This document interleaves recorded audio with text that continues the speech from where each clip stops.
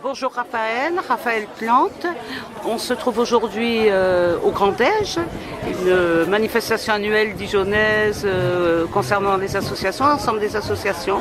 J'aimerais que tu nous dises quelques mots par rapport à aujourd'hui et par rapport au stand que tu représentes.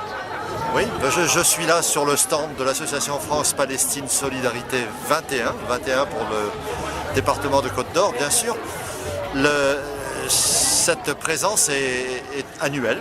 Oui. On vient à peu près tous les ans ici, enfin la FPS est représentée tous les ans, mais cette année elle revêt un relief tout particulier parce que en ces jours où la Palestine, où Mahmoud Abbas vient de présenter à l'ONU la candidature de la Palestine pour qu'on se devienne réellement un État, la présence pédagogique et disons la présence aussi au niveau de la discussion est particulièrement indispensable. Depuis ce matin, ça ne désemplit pas, je peux dire, parce que les gens sont avides de savoir ce qu'il y a derrière cette question de la Palestine. C'est quelque chose dont on parle souvent, dont on sait que c'est quelque chose d'important, une sorte d'abcès qui subsiste au Moyen-Orient. Mais les tenants historiques et géographiques et les tenants politiques de cette affaire-là sont relativement inconnus. Donc ça fait du bien de parler comme ça et de voir des gens qui s'ouvrent en réelle curiosité Voilà. à l'égard de ça. Et pas seulement de la curiosité, c'est des citoyens qui se sentent concernés.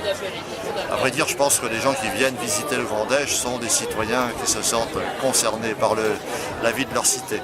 Mais voilà. Là-dedans, il y en a beaucoup qui cherchent à savoir ce qu'on fait là et pourquoi nous y sommes. Est-ce que tu as quelque chose de particulier, d'autre à dire par rapport aux prochains événements qui vont se faire par la FPS dans le secteur dijonnais? Dans le secteur dijonnais, nous avons nos événements ordinaires, puisque on se réunit sur la place du Bar-Oseille vers 17h avec un certain nombre d'autres associations dijonnaises pour expliquer que le mouvement non violent qu'exercent les paysans de Billine est quelque chose qu'il faut défendre et qu'il faut divulguer au grand public, et ça tient depuis des années.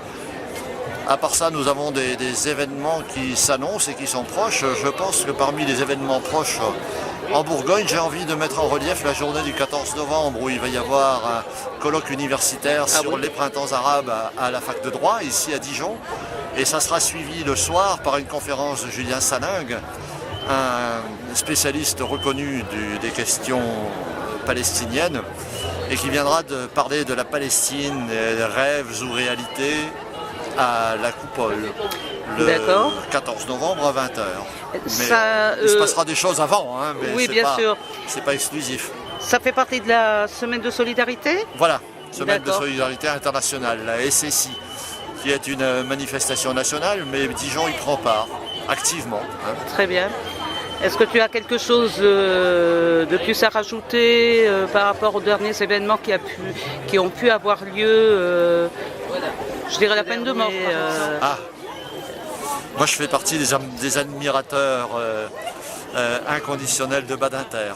Oui. Parce qu'il a réussi à montrer à la face du monde occidental ce qu'est la réalité, la cruauté et le côté insupportable de la peine de mort, de la vengeance des civilisations à l'égard des gens qu'on suspecte, qu'on sent coupables ou qui sont coupables éventuellement. Oui. La mort n'est pas une solution, tout le monde sait ça depuis longtemps. Ce qui se passe aux États-Unis, c'est un déni de justice. Je dirais les choses comme ça, et un déni d'humanité. C'est ce qui ressort. Oui. Oui. Le rassemblement de Billine à Dijon, c'est jeudi ou vendredi? C'est le vendredi, le premier vendredi de chaque mois. D'accord. Tous les premiers vendredis de chaque mois, à partir de 17h ou 18h, ça dépend de la saison. D'accord. Merci.